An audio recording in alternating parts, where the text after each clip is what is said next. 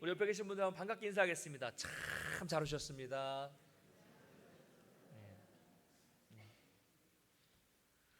우리 여러분 지난 6개월을 한번 쭉 회상하면서 돌아보시기를 바랍니다.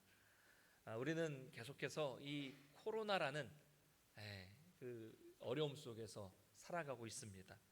이렇게 오래 갈 줄은 몰랐고요. 또 이렇게 마스크를 쓰고 사는 거 힘들다, 어렵다라고 생각을 했는데 어떻게 살다 보니 또 이렇게 사라지게 됩니다. 그렇죠? 살게 돼요. 근데 참 어려울 것 같았는데 보니까 이런 상황 속에서도 또 감사한 일들이 있더라고요. 뭐 아이들, 학생들도 이 와중에 뭐 새 학년으로 다 진학을 했죠. 그리고 어떤 분은 뭐 취업을 한 분도 계시고 또 승진을 하신 분도 계시더라고요.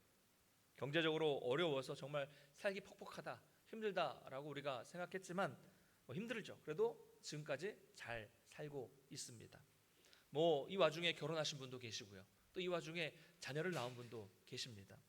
또 어떤 분은 지금 이렇게 어려운 시기인데도 불구하고 사업이 더 번창하신 분도 계십니다. 교회적으로도 마찬가지입니다. 모여서 간신히 예배만 드리고 있고 어떤 모임이나 수련회나 뭐 전도회도 못하고 또 어떤 때는 예배를 못 드린 적도 있었고 그렇지만 지금 우리는 리모델링을 하고 있어요. 코로나가 아니었을 때도 이야기만 나왔고 제가 알기로도 몇 년 전부터 이야기는 참 되고 있어서 못하고 있었지만 어쨌든 이 코로나로 어려운 시기에 하나님의 은혜로 잘 진행이 되고 있습니다. 감사한 일이죠. 또 뭐가 있을까요? 여러분의 개인과 또 가정과 또 자녀들 또 일터에 많은 헤아려 보면 감사할 일들이 있을 거라고 생각이 듭니다. 우리 옆에 계신 분들하고 한번 다시 인사할까요? 모든 것이 하나님의 은혜입니다. 한번 인사하겠습니다. 네, 감사합니다. 할렐루야. 오늘 본문은 이스라엘의 3대 절기에 관한 규정을 말씀하고 있습니다. 절기 때마다 뭐 자주 나오는 부분이기도 한데요. 이스라엘 백성들이 의무적으로 매년 지켜야 할 무교절, 유월절이 포함되어 있고요. 그리고 맥추절, 그리고 수장절에 대한 내용입니다. 이 절기들은 가나안 땅에서 살게 될 그 땅에서의 농경 사회를 바탕으로 한 절기를 말합니다. 땅은 여러분 기본적으로 하나님이 주신 선물이에요. 성경에서 땅은 하나님 겁니다. 주인은 하나님이 이 백성들에게 주신 거죠. 너희 잠시 써라 주신 것입니다. 땅은 투기 대상이 아니죠. 그런데 우리나라는 좁은 면적 때문에 뭐 예전부터 그랬지만 지금도 땅을 사는 것이 가장 안전하고 또 가장 확실한 투자라고 생각하는 인상이 강하죠. 저희 아버지도 젊으실 때 돈을 아주 많이 모으셨다고 합니다. 충청도 시골에서 서울로 상경하셔서 뭐 이것저것 뭐 하시면서 뭐 20대 때니까 저는 당연히 모르지만 얘기만 들었지만 엄청나게 많은 돈을 모으셨다고 해요. 막 금고에 막 이렇게 하루에 막 그 돈이 쌓이면 또 빼고 또 쌓이고 뭐 이럴 정도로 많이 모으셨다고 합니다. 자, 그때 그 많은 돈으로 아버지께서 서울에 60년대니까요. 땅을 한쪽에 사놨으면 정말 엄청나게 많은 땅을 사실 수 있었을 겁니다. 그런데 아버지는 그런 생각은 전혀 못 하시고 그 돈을 모두 친구에게 다 고스란히 맡기고 군에 입대하셨다고 합니다. 네. 안타까우시죠? 네. 저는 그 얘기를 듣는 순간 아버지한테 왜 그러셨냐고 막 한탄을 했었습니다. 자, 그래서 아버지는 또 그때 36개월을 군복무를 하셨더라고요. 사병인데 좀 오래 하셨어요. 근데 군복무를 마치고 돌아오셨는데 어떻게 됐을까요?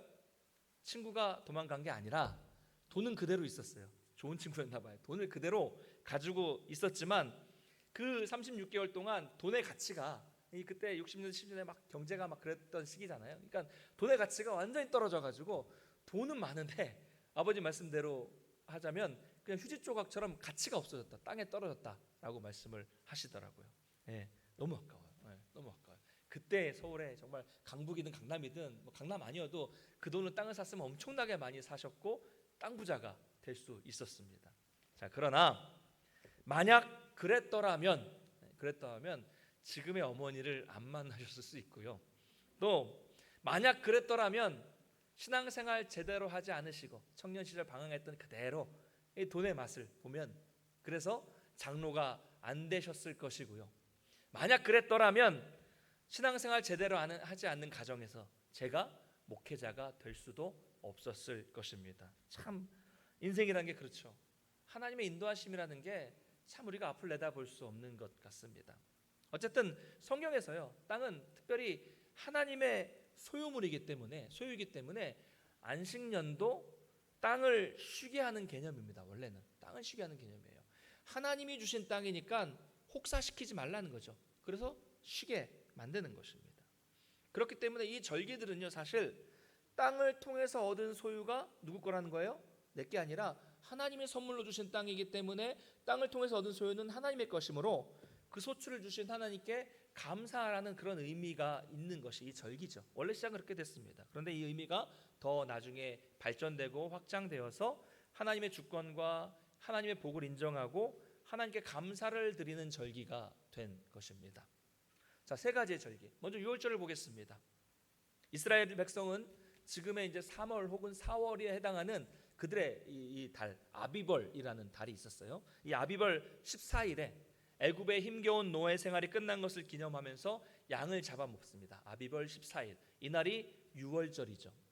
그날 저녁부터 해서 7일 동안 지속되는 날이 무교절입니다. 그래서 아비벌 21일에 끝나는 것이 무교절입니다. 이때는 이스라엘은 누룩이 들어있는 빵을 먹어서는 안 되고요. 또 바로 전날이 유월절이었기 때문에 그때 먹은 양고기가 남아 있어서도 안 됩니다. 이 절기를 통해서 그들은 자신들을 애굽에서부터 인도해 내신 하나님을 그 은혜를 기념하고 감사하게 되는 것이죠. 두 번째, 맥추절인데요.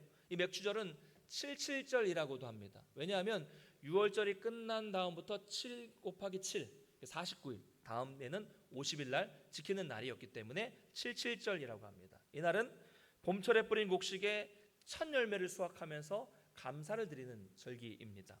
나중에 신약에서 유대인들은 이날을 오순전이라고 불렀습니다. 오순절이라고 불렀습니다. 그 이유도 77, 49, 다음 날 50일, 오순이라는 붙여서 오순절 합니다. 그러니까 맥추절, 77절, 오순절은 같은 날을 말하는 것이고요. 세 번째 절기는 수장절인데 이날은 초막절 혹은 장막절이라고도 불렀습니다. 이날은 모든 수확이 다 끝난 다음에 이제 연말쯤 돼서 갖는 감사의 시간입니다. 그러니까 이스라엘의 어떻게 보면 추수감사절 이렇게 생각하시면 됩니다. 그러니까 이때 이스라엘 백성들은 수확을 하면서 초막을 세우죠. 초막을 세우고 그 안에 이제 며칠을 거주하면서 그 추수할 작물들을 보호하고 지키는 일을 합니다. 여기서부터 시작이 됐는데 이것이 나중에 더 발전해서 이제 이들이 광야에서 텐트를 치고 천막을 치며 살았던 것을 기념하는 절기가 된 것입니다. 자, 이렇게 보면 이 중요한 세 절기는 모두 이스라엘 백성들의 그 1년 365일의 모든 전체의 삶이 철저하게 하나님의 섭리와 하나님의 은총에 의해 주어진 삶이라는 것을 깨닫게 해주는 절기라는 것을 알 수 있습니다. 자, 오늘 지금 맥추절이죠. 맥추절은요, 사실 우리의 추수 시기와는 달라요. 우리나라하고는 다르죠. 그러나 이날은 수고한 것에 대한 소출을 드리는 날이기 때문에 우리는 지나온 6개월을 돌아보면서 하나님께서 우리에게 베풀어 주신 은혜를 회상하며 감사하기에 좋은 날입니다. 그래서 우리는 매년 7월 첫 주일을 맥추 감사주일로 지키게 되는 것입니다. 사랑하는 성도 여러분, 우리는 지난 6개월 동안 저와 여러분은 정말 열심히 노력하셨습니다. 그렇죠? 노력하셨죠? 목사님, 저는 별로 열심히 안 살았는데 이렇게 말씀하실 분 계신가요? 아닙니다. 다 나름대로 열심히 사셨습니다. 그리고 정말 각자 조금씩 다르긴 하겠지만 여러분들이 열심히 노력한 것에 따른 보상, 여러분 열심히 일한 것에 대한 열매를 다 얻으셨어요. 뭐 크고 작고 다를 수 있겠지만 여러분 열매가 있다는 것은요, 은혜라는 것을 믿으시기 바랍니다. 할렐루야. 여러분 당연한 게 아니에요. 우리가 사는 세상은 노력한 만큼 버는 것도 사실 쉽지 않아요. 열정페이라는 말 들어보셨나요? 신조어인데요. 취업 현실이 정말 어렵다는 현실을 가리키는 말이죠. 아주 월급은 적게 주면서 청년들에게 열정적으로 일하라는 열정을 담보로 빌미를 해서 청년들의 노동력을 착취하는 것을 말합니다. 이렇게 세상에는 노력한 만큼 얻지 못하는 사람들이 너무 많습니다. 열심히 양분을 공급해도 열매 맺지 못한 나무가 있잖아요. 정말 땀 흘려서 농부가 열심히 농사를 짓는, 여러분 농사 짓는 분들 계시지만 근데 열심히 노력을 했고 땀을 흘렸는데 태풍이 오고 홍수가 나고 병충해가 생겨서 열매를 거두지 못하는 일이 있다니까요. 있습니다. 농사만 그런 게 아니라 하루 10시간씩 일하고서도 일한 만큼 대가를 얻지 못하는 사람이 있습니다. 또 그런가 하면 열심히 최선을 다 일했지만 마이너스가 되는 사람도 있어요. 사기를 당해서 가지고 있는 것을 홀랑 다 잃는 경우도 있습니다. 그래서 열매가 있다는 것은 은혜라니까요. 저도 최근에 아찔한 경험을 했습니다. 얼마 전에 제 계정이 해킹을 당했어요. 여러분 스마트폰을 쓰시는 분들은 다 계정을 하나씩 가지고 계세요. 그래야 스마트폰을 쓸 수 있습니다. 우리 어르신들도 나는 모른다라고 말씀하시는 분 계시겠지만 스마트폰을 쓰시면 여러분 자녀나 주변에 계신 분이 다 가입을 해주셨어요. 뭐 안드로이드 폰을 쓰든지 또 애플 쪽의 폰을 쓰든지 간에 다 계정이 있어야 스마트폰을 쓸 수 있습니다. 근데 이제 제 그 폰 계정이 해킹을 당한 거예요. 아이디 비밀번호를 누가 해킹을 해가지고 거기 저장돼 있었던 제 카드 정보가 거기 있었거든요. 제가 좀 소홀히 했죠. 그 카드 정보를 이용해서 110만 원이나 결제를 했습니다. 저를 딱 한 눈으로 쳐다보는 분이 몇 분 계시는데요. 여러분 그래서 혹시 여러분 휴대폰 어플 다운 받는 곳 있잖아요. 이제 뭐 말씀드리면 이제 플레이 스토어나 뭐 이제 애플 스토어 맞죠? 거기에 혹시 여러분의 결제 정보가 등록되신 분들은 이제 젊은 분들이 주로 많이 그걸 결제를 하시는데 계좌를 한번 좀 보안을 강화하시기를 권면드립니다. 요즘에 이런 해킹이 그런 결제가 많이 일어난다고 해요. 그래서 우리가 정신 똑바로 차리지 않으면요 당할 일들이 너무 많습니다. 그래서 어쨌든 제 계정을 해킹해서 저는 안동에 있는데 해외 어딘가에서 게임을 결제를 했더라고요. 새벽에 아침에 딱 일어나서 보는데 문자가 와가지고 이 문자까지도 사실은 이게 스팸인 줄 알았습니다. 그런데 알고 보니까 그 결제가 됐고 카드사에서도 한번 문자가 왔더라고요.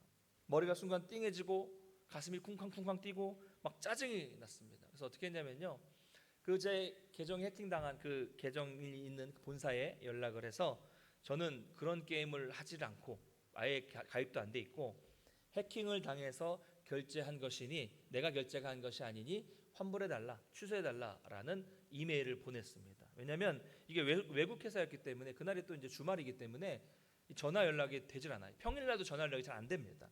그래서 이메일을 보냈습니다.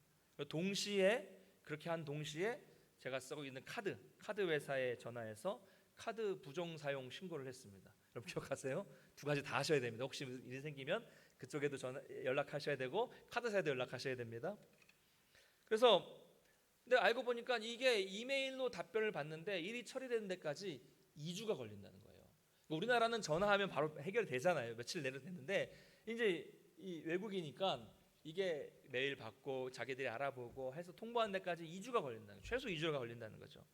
그러니까 2주 동안 얼마나 마음이 불안했겠습니까? 그래서 2주를 그냥 기다렸어요. 잘 기다렸더니 나중에 2주 만에 답변이 왔더라고요. 근데 이메일을 왔는데 아주 기계적인 답변입니다. 환불 불가. 이게 해킹을 당했다는 근거가 부족하기 때문에 환불할 수 없다. 뭐 이런 내용이었습니다. 그러니까 2주나 기다렸는데 너무 당황스럽기도 황당해서 막 너무 짜증도 나고 해서 여기저기 다시 알아봤습니다. 그러고 있었는데 다음 날 이제 카드 회사에서 문자가 왔더라고요. 결제가 취소되었다. 그리고 또 이메일을 또 확인해 보니까 또 결제가 취소됐다는 또 메일이 왔습니다. 다행이죠? 그래서 한 보름 만에 문제가 해결됐습니다. 여러분 저에게 110만 원 굳었다고 밥 사달라고 하지 마십시오, 여러분. 저는 뭐 아무것도 얻은 게 없어요. 그냥 숫자만 왔다 갔다 한 거예요. 문자만 왔다 갔다 한 거죠. 근데 저는요 하나님께 해결해 달라고 또 은혜를 달라고 기도했고 결국 해결됐습니다. 여러분 실제로 이런 일이 있어요. 이게 남의 일인 줄 알았거든요. 실제로 당하니까 막 되게 당황스럽더라고요. 화도 나고 막 그래요. 열심히 일했는데 일한 만큼 열매를 얻은 것이 아니라 오히려 더 빼앗길 뻔한 거잖아요. 더 마이너스가 될 뻔한 거잖아요. 저는 빼앗길 뻔만 했지만 실제로 빼앗기는 경우가 훨씬 더 많아요. 주변에 여러분 기사 보시면 심심치 않게 나옵니다. 뭐 해킹을 당했다, 뭐 보이스피싱을 당했다. 저는 110만 원이지만 몇 천만 원까지도 막 뺏긴 분들이 계십니다. 여러분 생각해 보십시오. 우리가 이런 일을 당하지 않는다는 것 자체가 은혜 아닙니까? 할렐루야. 여러분 평범함이 은혜라는 것을 믿으시기 바랍니다.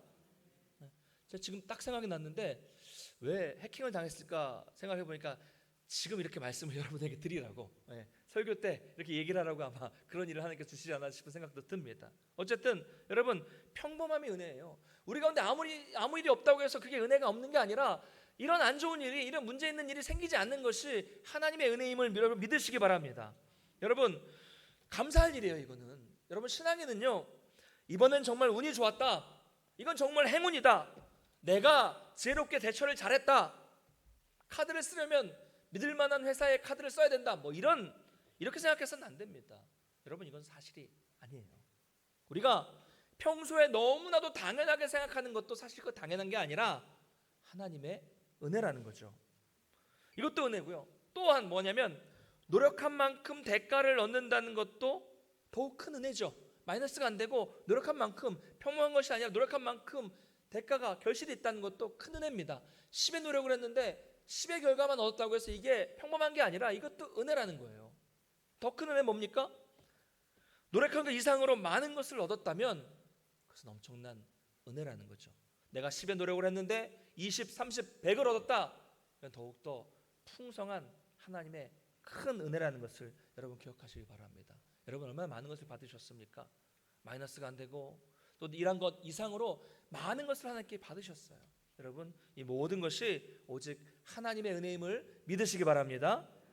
자, 그런데 우리가 어떤 일을 만나게 되면 그것이 나에게 손해가 되고 나에게 고생이 된다고 생각하면 누구도 감사가 나오지 않아요. 이거 안 좋은 일 때문에 나는 어려워질 거야, 그럼 감사가 안 나오죠. 그러나 반대로 그 어려움일지라도 결과적으로 나에게 유익한 일이 된다는 것을 깨닫게 되면 감사가 나오게 되어 있습니다. 비록 그게 힘든 일일지라도 결과적으로 나에게 유익하다면 감사가 나온다는 얘기죠. 옛날에 소금 장수 두 사람이 소금을 잔뜩 짊어지고 높은 산을 오르고 있었습니다. 이들은 높은 산을 넘어서 여러 가지 산골의 마을들 구석구석에 다니면서 소금을 팔던 사람들이었습니다. 소금을 잔뜩 짊어지고 오르니 평소에 그냥 등산하기도 힘든데 얼마나 힘들겠습니까? 한참을 산을 오르다가 쉬면서 젊은 소금 장수는 원망하면서 이렇게 말했습니다. 이 산은 너무 높아요. 딱 절반만 되면 좋겠는데 너무 힘드네요. 이렇게 이야기를 합니다. 한숨을 지었습니다. 그러자 나이가 지긋한 소금 장수가 이렇게 말했습니다. 그래? 나는 지금 이 산보다 딱 3배 이상만 높았으면 좋겠는걸? 이렇게 이야기를 하는 겁니다. 그래서 젊은 소금 장수는 놀라서 되묻습니다. 아니 어르신, 지금도 산이 가파르고 높아서 그렇게 힘겨워하시면서 무슨 그런 말씀을 하세요? 그랬더니 나이가 든 소금 장수가 미소를 지으면서 이렇게 말했습니다. 이봐, 이 산이 더 높아야 저 마을 사람들이 소금 구하기가 힘들어지지 않겠나? 그러면 우리가 지금 힘들게 비록 이 소금을 짊어지고 올라가지만 이 소금은 훨씬 더 가치가 있는 비싼 소금이 되는 거야. 여러분, 그렇습니다. 이렇게 우리에게 어려움과 고난이 닥쳐도 결국 그 고난이 나에게 큰 유익이 된다는 것을 안다면, 우리가 그것을 알 수 있다면 그로 인해서 우리에게는 불평이 아니라 감사가 나올 수 있는 겁니다. 여러분, 하나님이 성도에게 주시는 고난은, 하나님이 저와 여러분에게 주시는 고난은 다 이런 거죠. 결과적으로 선한 결과를 만들어 주시는 고난입니다. 선하시고 능력 있으신 하나님께서 우리를 항상 선한 길로 인도하신다는 이 믿음이 있다면, 우리는 비록 이것이 고난이라고 할지라도 그 뒤에 있는 은혜를 알고 있기 때문에, 좋은 결과를 알고 있기 때문에 감사할 수 있는 것입니다. 결론을 알고 있으니까요. 사랑하는 성도 여러분, 성도인 우리에게 가장 중요한 것은 무엇입니까? 늘 말씀드리지만 우리에게 가장 중요한 것은 하나님의 뜻입니다. 그렇죠? 그래서 늘 말씀을 통해서 하나님의 기쁘신 뜻을 알려고 노력하고 있는 것이고, 오늘도 이 자리에 나와서, 이 지하에 와서, 이 더운 곳에 와서도 말씀을 듣고 있는 거죠. 그래야 하나님의 뜻대로 살 수 있기 때문에 그렇습니다. 그런데요, 성경을 보니까 감사도 하나님의 뜻이다라고 말씀을 하고 있습니다. 그것도 아주 명확한 하나님의 뜻입니다. 항상 기뻐하라, 쉬지 말고 기도하라, 범사에 감사하라. 이것이 그리스도 예수 안에서 너희를 향하신 하나님의 뜻이니라. 할렐루야. 왜 하나님의 뜻에 순종하려면 그렇기 때문에 우리는 범사에 감사하는 삶을 살아야 됩니다. 하나님의 뜻이니까. 자, 그러므로 여러분 보십시오. 감사가 많은 사람은 믿음이 좋은 사람입니다. 반대로 믿음이 좋은 사람은 감사가 많은 것입니다. 반대로요, 감사가 없고 불평과 원망만 많은 사람은 믿음이 별로 좋지 않은 사람이에요. 여러분 한번 생각해 보십시오. 자기 자신의 모습을 돌아보시고 여러분 주변에 있는 사람들을 한번 쭉 기억해 보십시오. 어때요? 정말 그렇지 않습니까? 믿음이 좋은 사람은 늘 감사 나오죠. 근데 믿음이 안 좋은 사람을 보면 늘 불평, 원망, 욕, 흉 이런 것만 나와요. 감사로 그 사람의 신앙이 나타나게 되어 있습니다. 자, 그러면 어떤 사람이 감사가 많을까요? 여러분, 어떤 사람이 감사가 많습니까? 결론적으로 하나님의 은혜를 깨달은 사람, 하나님의 은혜를 아는 사람이 감사가 많습니다. 할렐루야. 여러분, 우리의 삶에서 벌어지는 수많은 일들을 보면서 내가 했다고 생각하고 이건 그냥 당연하게 그냥 가만히 놔둬도 일어나는 일이야 라고 생각하는 사람은요, 당연히 감사가 없죠. 그러나 내 삶 속에서 내가 한 것은 아무것도 없고 모든 것이 하나님의 은혜로 주어진 것이라고 생각하는 사람은 그 공로를 자신에게 돌리는 것이 아니라 하나님께 감사로 돌려드리게 되는 것입니다. 은혜를 아는 사람이 감사할 수 있는 거예요. 그런가 하면 근데 보면 어떤 분들은 너무 힘들어서 감사의 조건이 별로 없는 분들이 생길 수 있습니다. 그런 경우가 생길 수 있어요. 제가 목사인 제가 보더라도 어떤 분의 인생을 보면, 삶을 보면 어쩌면 저렇게 안 풀릴까? 어쩌면 저렇게 맨날 힘든 일만 생길까? 또 그분에게 또 그런 일이 생겼어? 이런 분들이 계세요. 오랫동안 자꾸 회복이 안 되고 있고 계속 그냥 길고 긴 어두운 터널 속, 끝이 보이지 않는 터널 속을 지나가는 것 같은 삶을 사는 분들이 계시죠. 자, 그럴 땐 어떻게 될까요? 범사에 감사해야 되는데 어떻게 해야 됩니까? 쉽지 않아요. 목사로서 저도 그렇게 쉽지 않습니다.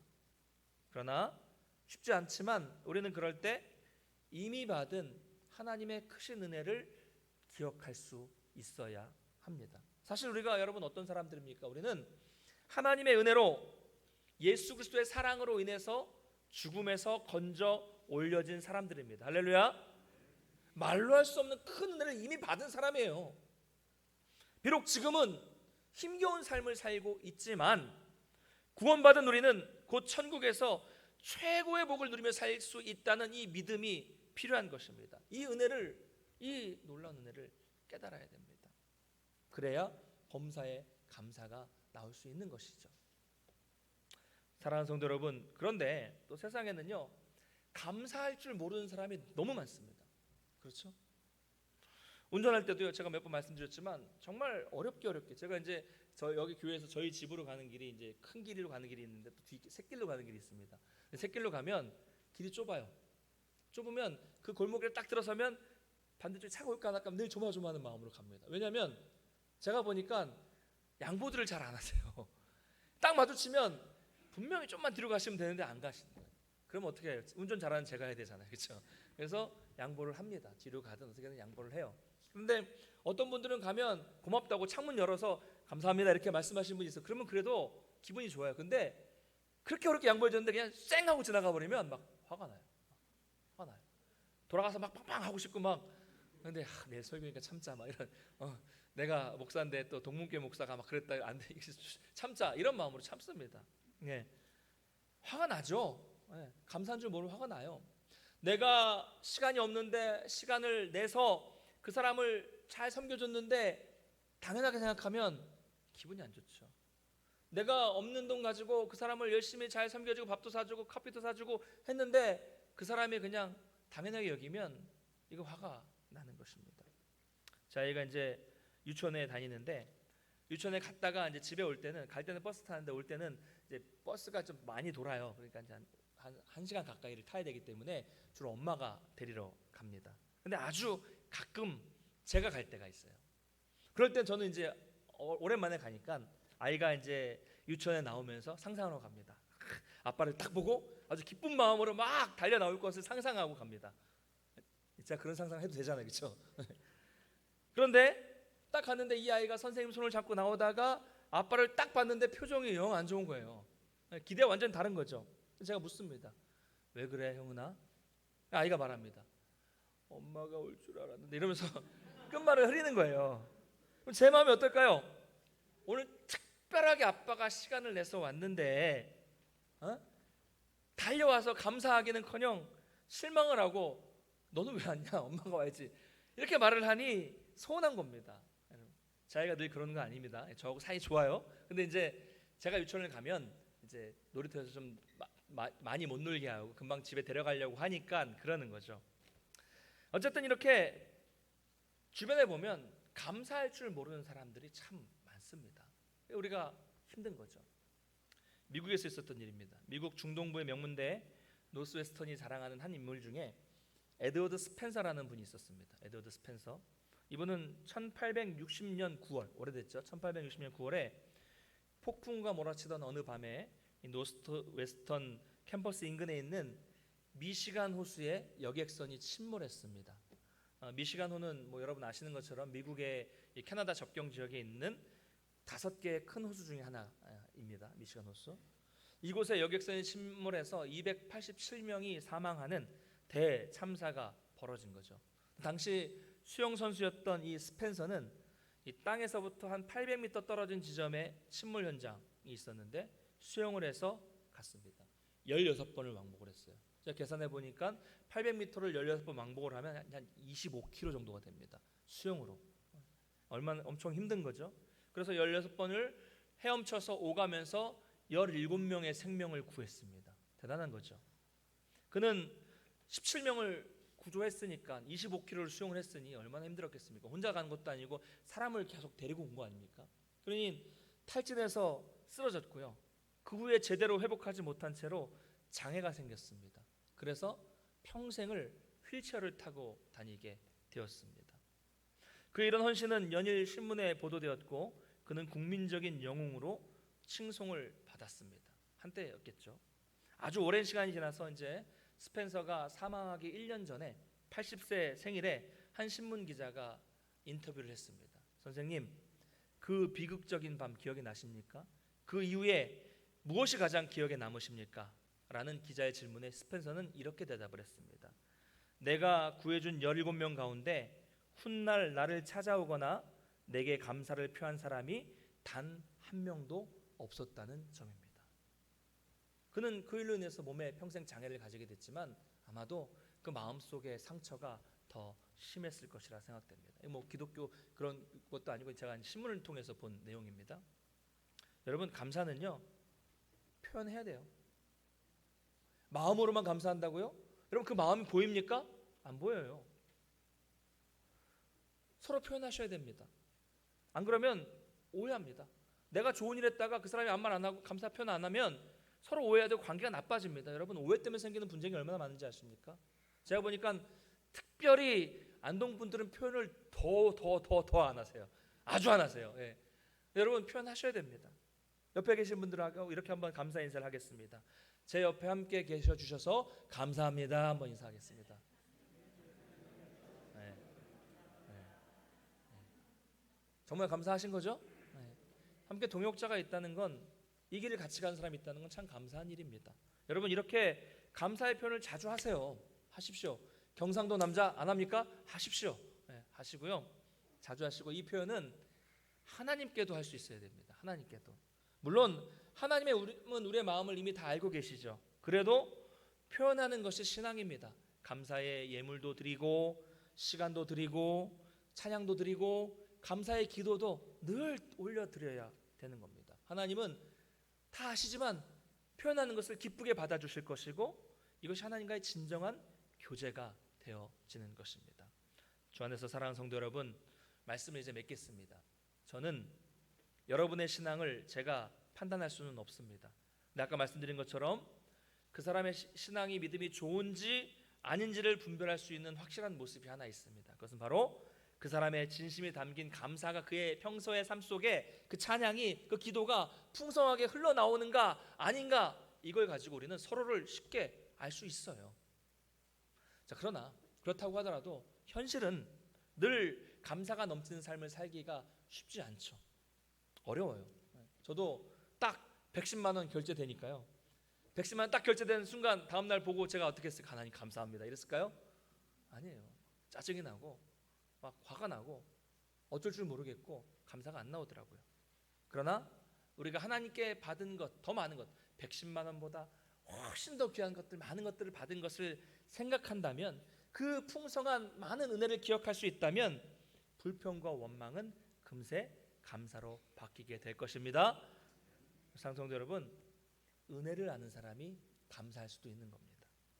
은혜가 은혜인 줄 모르는 사람은 감사가 없어요. 여러분, 이런 말 있잖아요. 배려가 계속되면 그게 권리인 줄 안다라는 말이 있는 것처럼, 은혜가 계속되면 그것이 당연한 일인 것인 줄 착각하는 성도들이 많이 생깁니다. 여러분, 우리 인생에서요, 당연한 건 하나도 없습니다. 할렐루야. 찬양도 부르겠지만 당연하게 이루어지는 것은 하나도 없어요. 그건 다 하나님의 은혜임을 믿으시기 바랍니다.